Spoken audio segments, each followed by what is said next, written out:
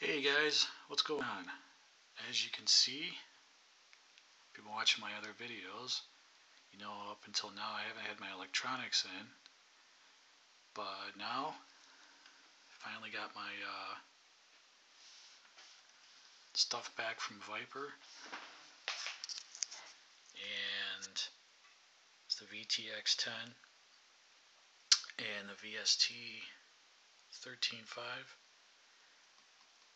I had some issues, like I said, if you're watching my other videos, you know I had some issues with my Viper stuff, and so basically now I got a new motor, two new ESCs, and they basically loaded new, what's it called? I actually got a sheet there with it. A63 new software. So apparently this is supposed to have a better throttle response, brake response. It's supposed to keep heat issues down, which is what I was having with the motor actually. So I got that stuff back. Hope to God it's okay now. I've already calibrated it and set it up to where, set all the settings to where I like it. And so it kind of stinks that I'll be not only testing a new car Tuesday at the track, I'll be testing and make sure there's no issues with this stuff. Kind of stinks. I wish I had a system in here that I already knew and trusted, so I could just be basically testing the car, but yeah. But yeah, man, was this a tight fit. You can see if that ESC was any bigger, I would have some problems finding a place to mount it. What I basically did, I don't know if you can see these plastic rails. They have a little bit of a lip, like a little ledge. I basically took a Dremel and I tried to grind it down to make it as level with the chassis so I could get this to stick in there without being on an angle. So I got it as flat as possible. It might be a little hard to tell, but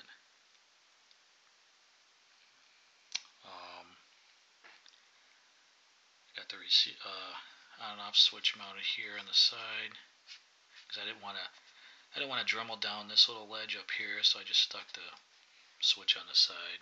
It'll be fine. Get these out of the way. You can see I got my transponder back here, which I'm going to have to make sure this still registers because I heard that you're not supposed to have metal between this and underneath it. So I have to see if that still registers. If you guys are running Alloy chassis and you have your transponder mounted to them and you have no problems, let me know. Comment and say, yeah, I have mine mounted on,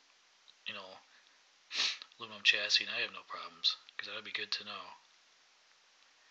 Because if not, I'm going to have to find another place to mount that. But you can see that hole. There was a nut there, just like that one, that keeps this little tab over here from going too much that way. But to make things easier, I just took that little nut and screw out, so I have a place for this, and I took one out on that side as well. But it'll be okay, because these little battery alignment tabs, it's alright to not have that. Ran everything down through here, zip tied all the spaghetti mess up. My glitch buster, just stuck that to the side. I cut down my antenna wire so that wasn't sticking up too far. Put a little zip tie there, and actually put the zip tie turned against the rail here, and the little head of the zip tie actually keeps the wires from popping up, so that worked out pretty good.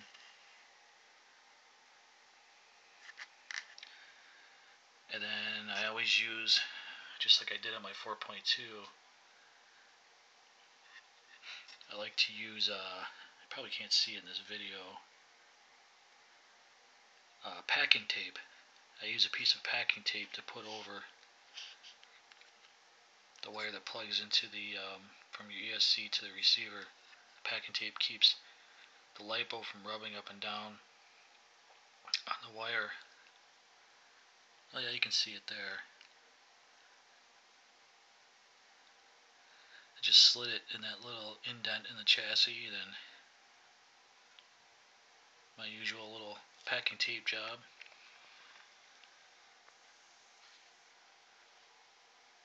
Did a little zip tie here to keep the motor wires down and put it around the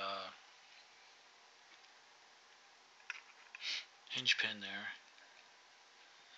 I'm running a super soft sensor wire, so tucked it into this little tab on the side rail. And basic motor install. I like to run my solder tabs as forward as possible in case I get rear-ended back here. It won't, less likely to bust off a solder. There you can see a brand new set of tires that everyone runs at the track, the Custom Works. The track I run on is a super high grip, like a rubber carpet type track. And everybody runs the Custom Works. Look pretty good on the Schumacher rim. What else did I do? I trimmed out one of the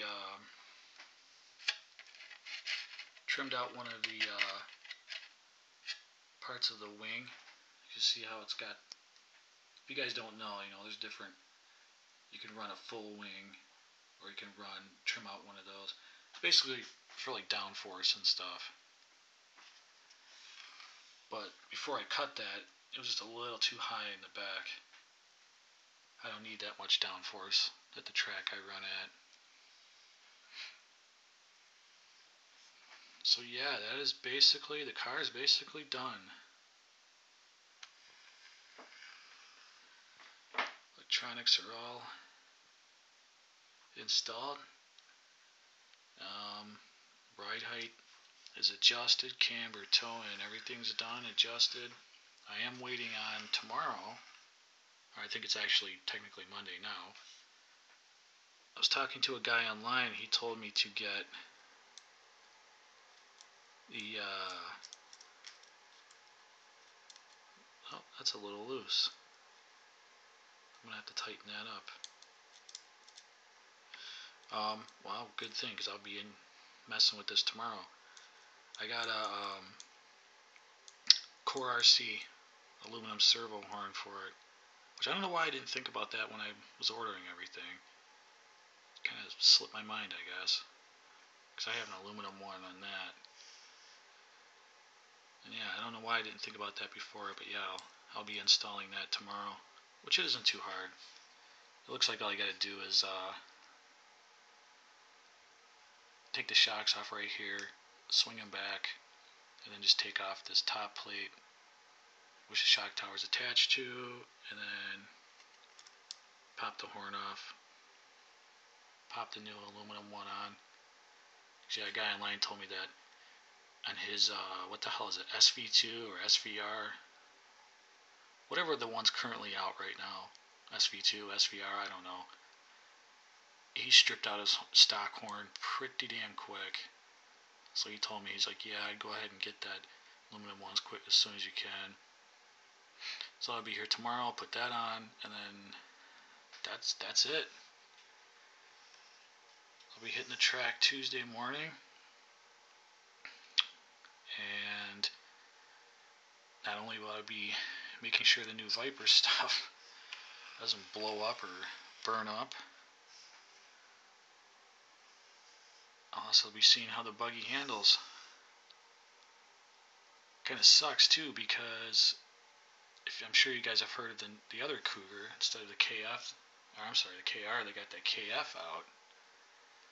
which that's that two-wheel drive, what do they call it, the forward motor. The motor sits like right here, which to me, that's a true mid-motor. I know some guys are like, oh, the mid-motor Centro and Durango. It's like, yeah, but it's not really a mid-motor. It just sits on the other side of the shock tower. But the Cougar KF, that's got the motor like right here. If you guys haven't seen it yet, yeah, go check it out.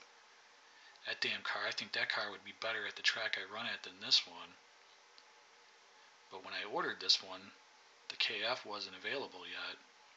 Of course, now it is.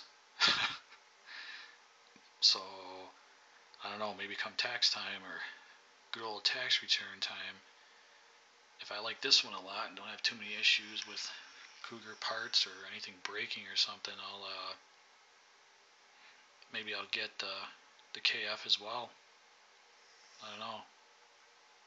As I said, I think that KF is actually going to be, I think that would be better at the track than this one.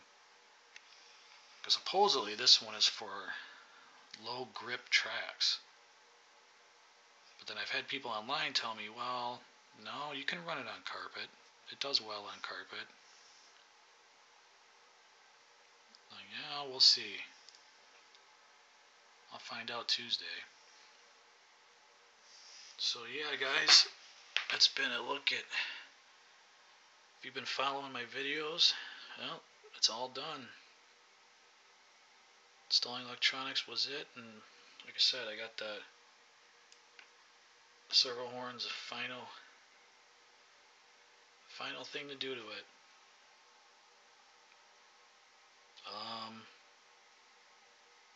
Maybe Tuesday night, what I'll do after I get home from the track, I'll make a video of my thoughts and everything about how it handled and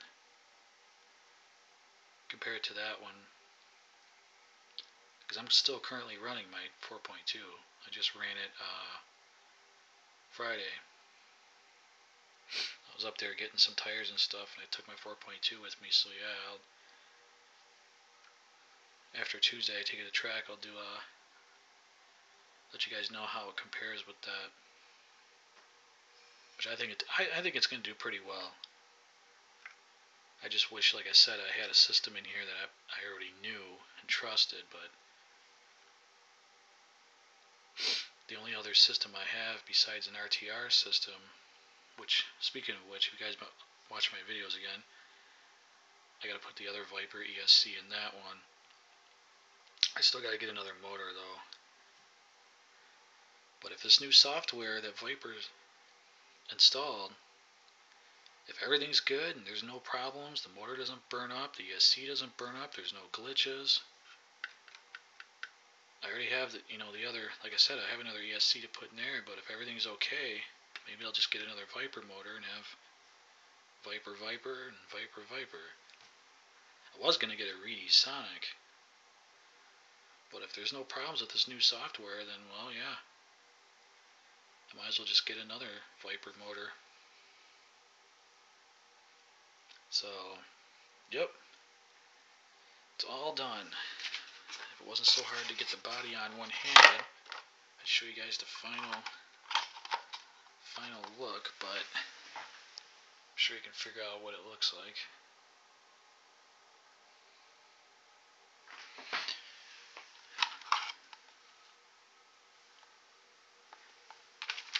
So yep, that's it, guys. Final video will be about my thoughts on the track. Then I'll compare it with that. So a couple people have inboxed me already and said, yeah, I want to know what you think about that compared to this. So, alright guys, I'm heading out for now. I'll talk to you soon, probably Tuesday night or Wednesday night, one of the two. I'll have my thoughts on the running track video, or how it handles at the track. Because I think it's going to be too hard to find someone to hold my camera for me. Because Tuesday's a race night, so everybody's going to be practicing, getting ready for racing later on that evening. So we'll see. Either way, you'll definitely I'll tell you what I think about it.